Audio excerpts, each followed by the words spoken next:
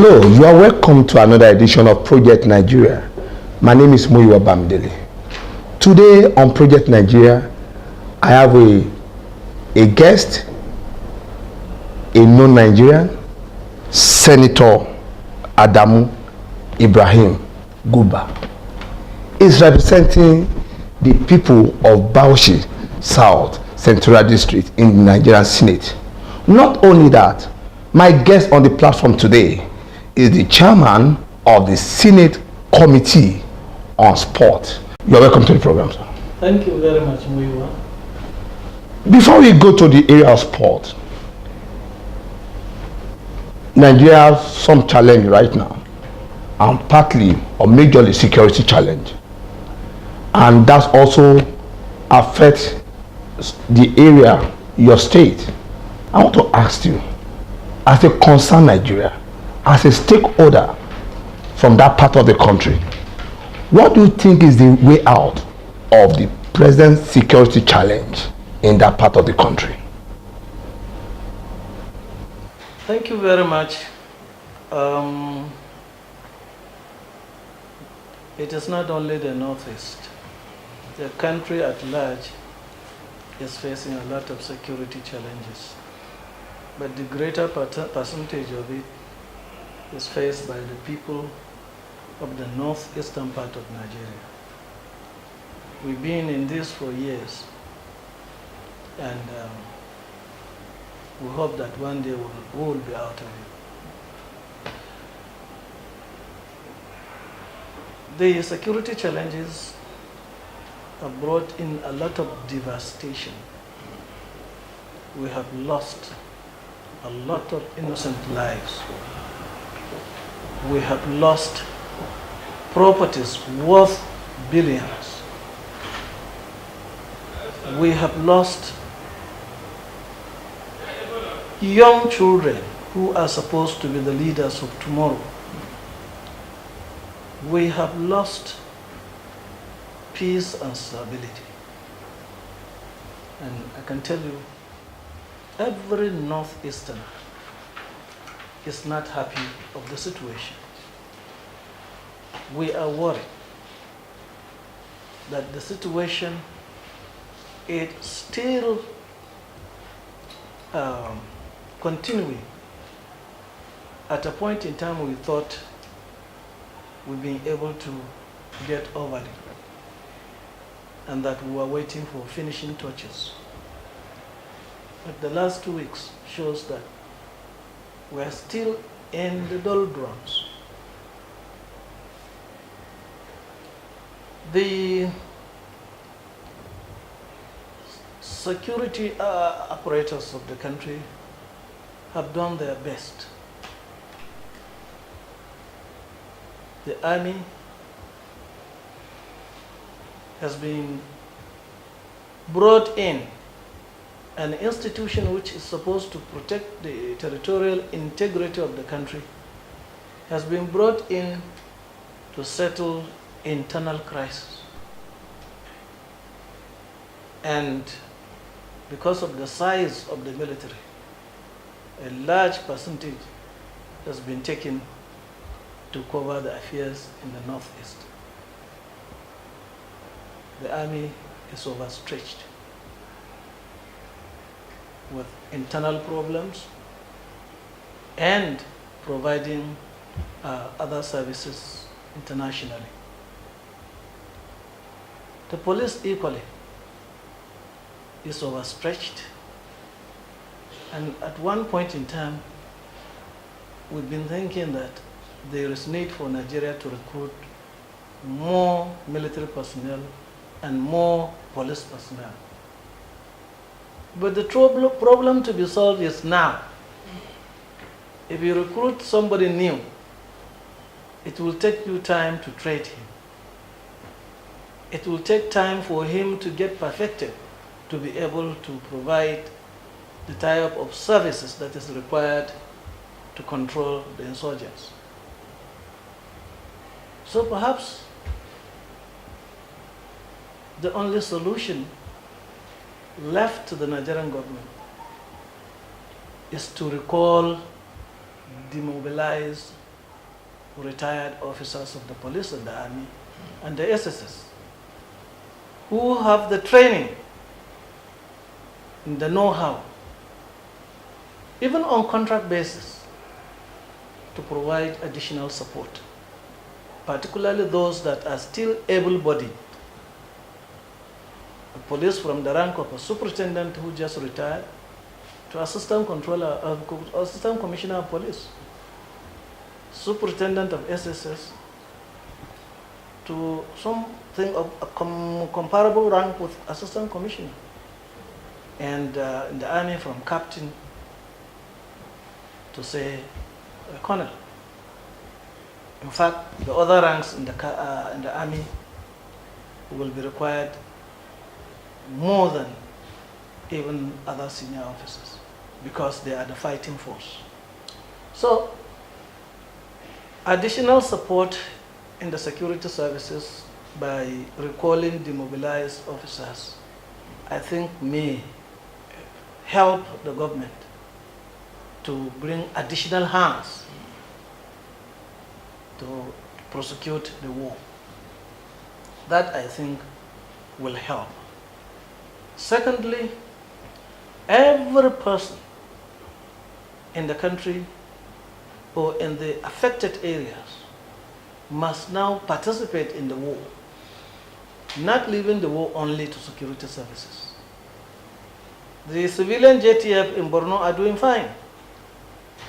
Nothing stops similar organizations coming up in Yobe and Adamu states. Civilians should be prepared to give information to the military, to the police. They should work hand in hand with these security services. That way, we can also succeed in prosecuting the war to its logical conclusion. Additionally, there is every need for us to seek support and cooperation with our neighbors, the Cameroon, Niger, Chad.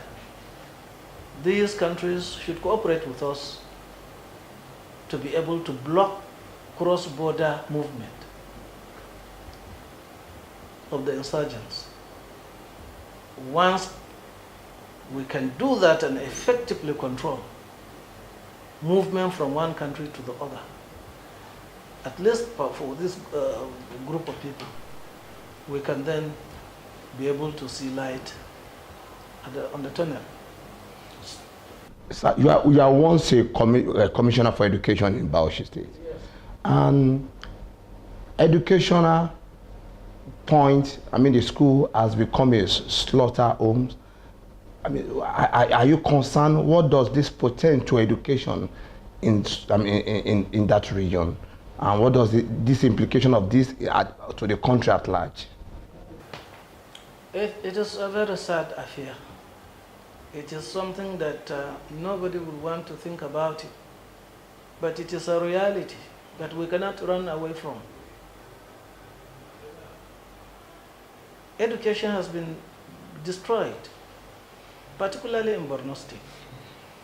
Their target is against Western education. And so the first targets have been schools, secondary schools, primary schools. People have been out of it for years. And now it takes time for you to catch up. Many of the children have lost their lives. Many of the children have lost their parents. Many have lost their breadwinners. So even if a child is alive, who will pay for his education after the cessation of hostilities? So that is the degree of destruction that has been brought to bear on education in that part of the country. Classrooms have been burned and destroyed. Teachers have run away. Everybody. So you are running for your dear life. You don't talk of education. And for some of these communities to catch up, to start again after the crisis, and build up and catch up to this particular position, it will take years. So education is the first casualty in this crisis. Many people will lose, and these communities will continue to be backward in the education. So what do we do to put education back to the drive? Well, people are interested in education. Yeah. People are better enlightened today than ever before. Once the hostilities are stopped, people will come back to rebuild their schools, send their children to school, and bring teachers to teach.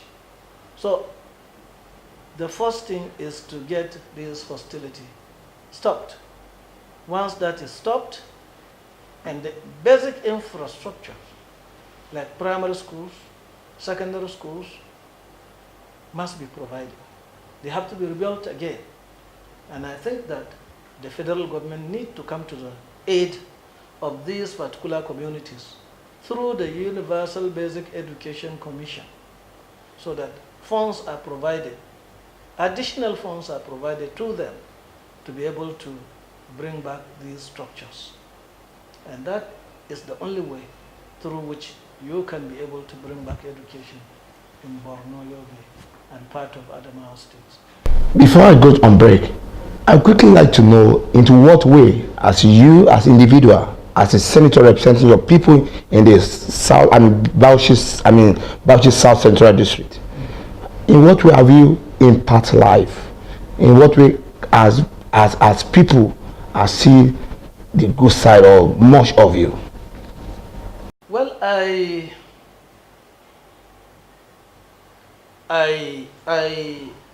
have served this country for many years. First, I was a primary school teacher. I started teaching from January 1970. Then I went to the university.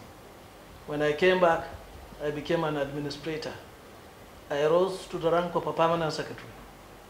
From there, I went to Lagos as special advisor to Minister of Works and Housing in 1986.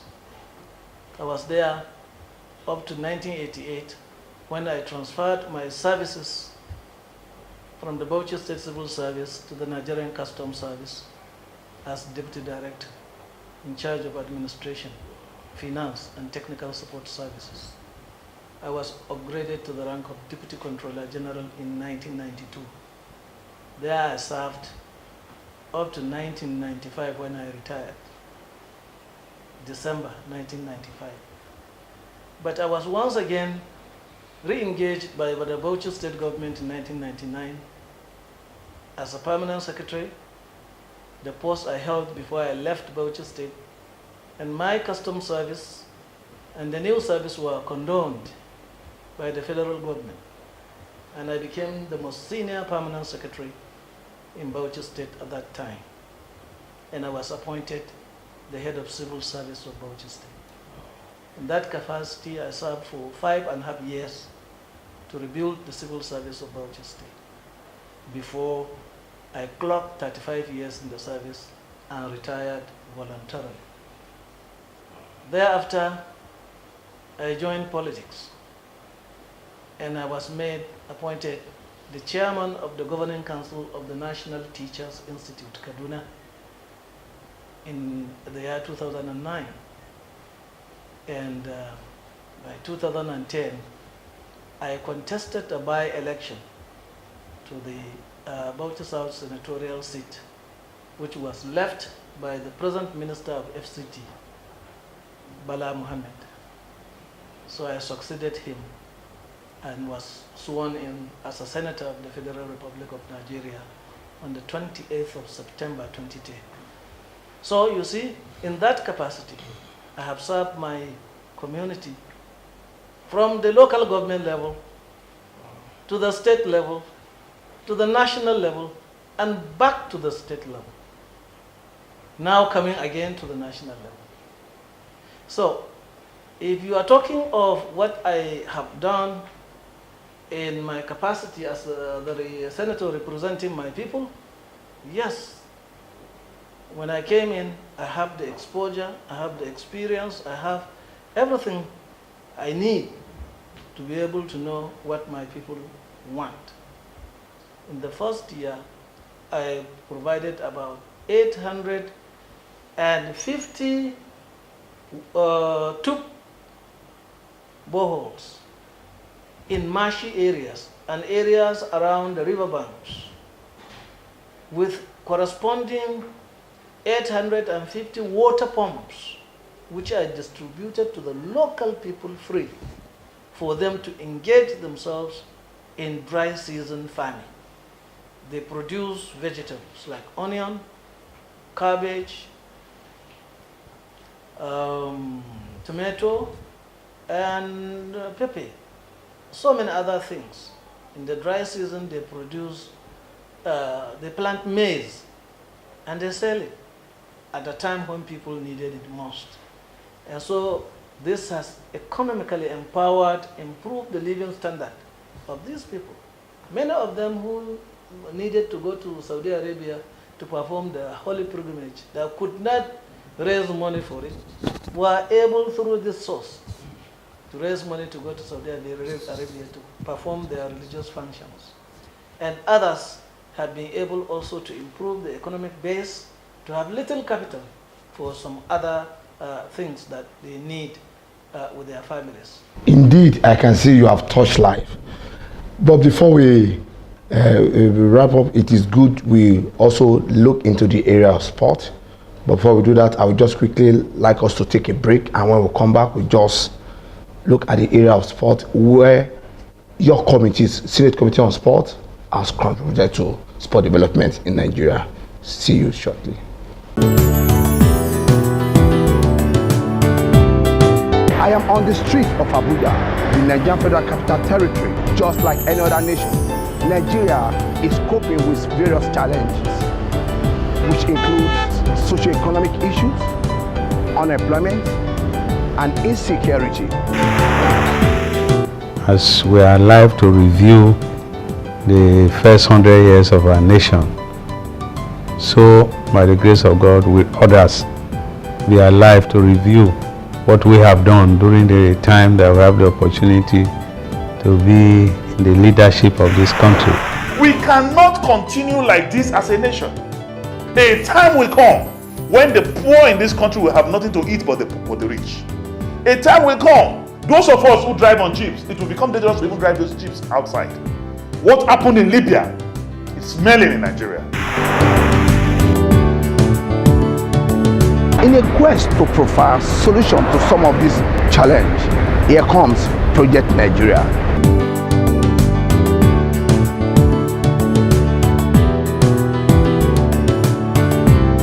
You are welcome back. My guest is still Senator Adamu Ibrahim Gumba, representing the people of Bauchi's South Central District in the National Assembly. Also the chairman of the Senate Committee on Sport. Welcome back, sir. Thank you. Distinguished, I would love you to tell our viewers your committee contribution and vis-a-vis your contribution to the sport development in Nigeria, briefly. Thank you very much. In 2011, when my committee was appointed and sworn in, inaugurated, we took up immediately. And then we started to examine the participation of Nigeria in sports generally, but with specific reference to football. We noticed that in the year 1994-1995, Nigeria was rated number 5 in FIFA ranking in football. But in that 2012, Nigeria went down to number 56 in FIFA ranking.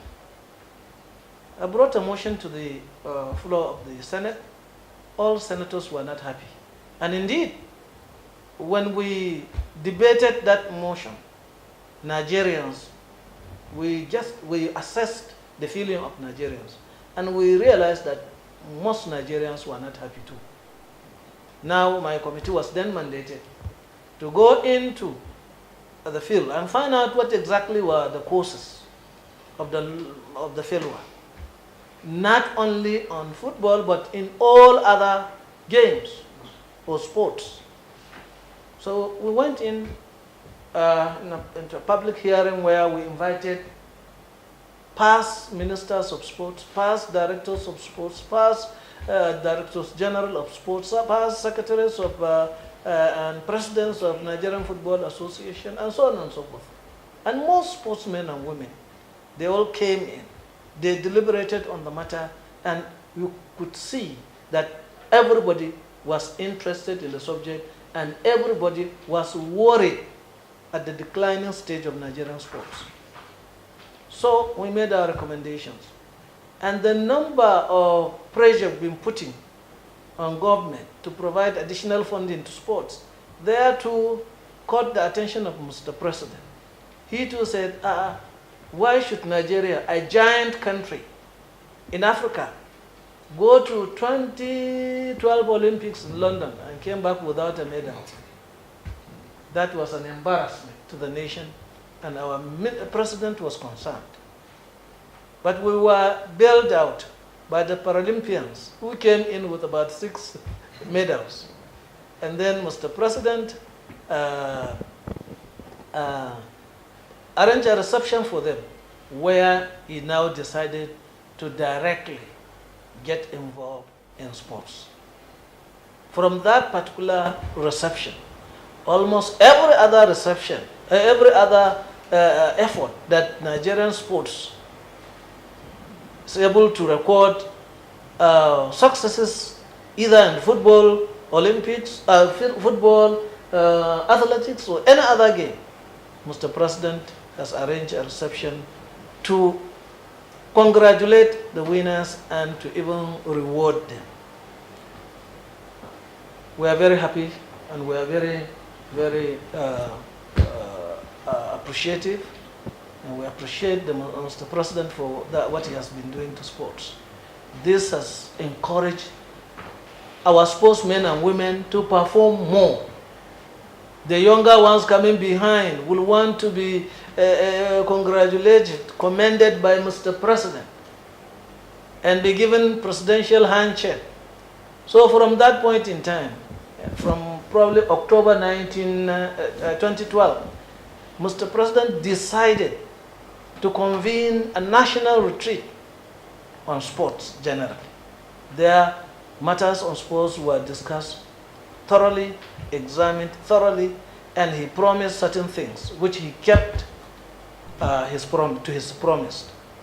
So from that point in time, we started picking up, winning a lot of medals. First, we qualified for the African Cup of Nations in 2012. We went there and won the cup. We came back to Nigeria with the cup. We went back for the Mandela Cup. We came back with the cup. We went again for the World Cup qualifiers. We qualified for the World Cup, and we went for Shan, which was our first outing. We went there.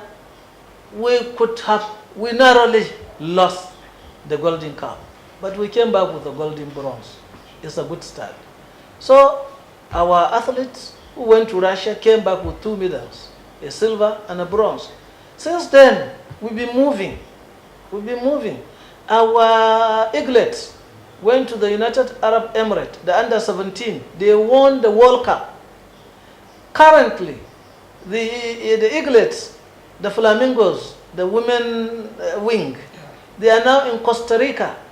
They have already defeated China 2-1.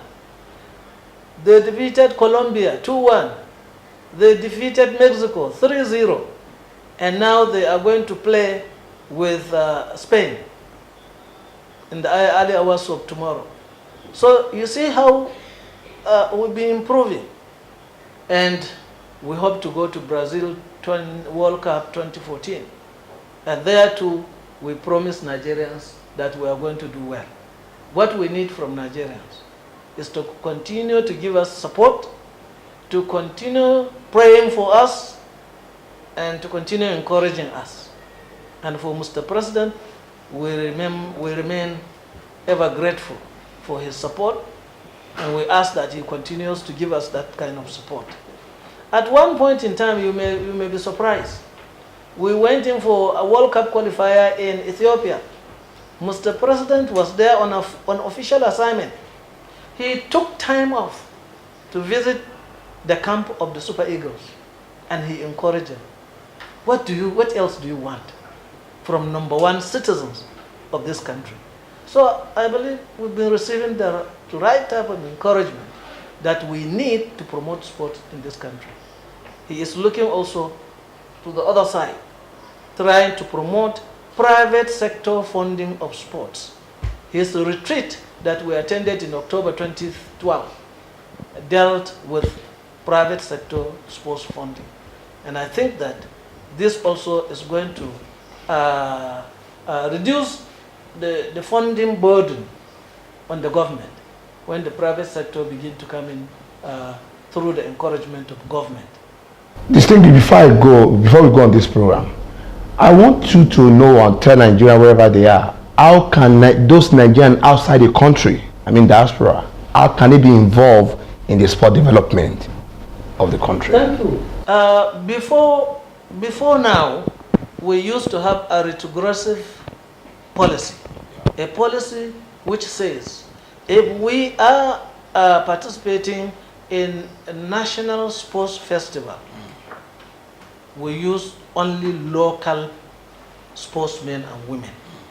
States were prevented from importing Nigerians in the diaspora to participate. And that policy, I call it retrogressive because it has denied Nigerians living elsewhere in the world from participating and being chosen to represent Nigeria in international sporting competitions to bring laurels to Nigeria. Now that bad policy has been removed. From this year, Nigerians, wherever they are in the world, are free to come and participate in our national sports festival. From there, their states of origin will begin to pick best ones, and the National Sports Commission will also begin to pick talents that they will use for Olympic Games, for All Africa Games, and for Commonwealth Games. So you will begin to see some improvement as from this year, because sportsmen and women of Nigerian origin living elsewhere in the world will begin to come back to participate. And from there, we will get talents that will represent Nigeria externally. Thank you. That's much we can take on this edition of Project Nigeria. One more time, my guest has been Senator Ibrahim Adamu Gumba, representing Bauchi South Central District in Nigerian Senate. Thank you very much, sir, for being our guest. Thank you very much.